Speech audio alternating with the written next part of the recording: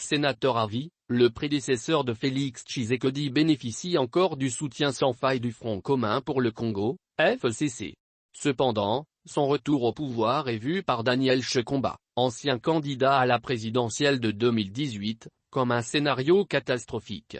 Laisser Kabila occuper de nouveau le fauteuil présidentiel, consacrera la victoire de la corruption sur la bonne gouvernance, estime Chikomba qui se dit déterminé à se battre avec sa dernière énergie pour faire échec à ce scénario cauchemardesque. Avant de penser au retour de Kabila, notez que, Joseph Kabila, en instaurant un gouvernement informel, dirigé par Katumba son ancien directeur de cabinet NDLR, plus puissant que le gouvernement formel, avait officialisé la corruption et l'achat des consciences pour détruire le pays, a-t-il dit. Pour Daniel Chikomba, la République démocratique du Congo, RDC, a besoin d'une vraie alternative. Pas un retour à la case du départ ou une continuité absurde.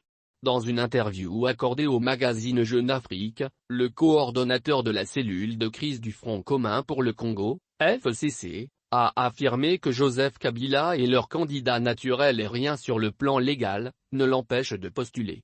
J. Kabila a accédé au pouvoir en RDC après l'assassinat du président Laurent Désiré Kabila, le 16 janvier 2001, au cours de la Deuxième Guerre du Congo. Il se maintient au pouvoir après l'accord global et inclusif de Pretoria ayant mis fin à la guerre en 2003 en tant que président du nouveau gouvernement de transition. En 2006, il avait été élu au second tour de l'élection présidentielle. Il est réélu en 2011 tandis que son principal adversaire, Etienne Tshisekedi, contestait les résultats.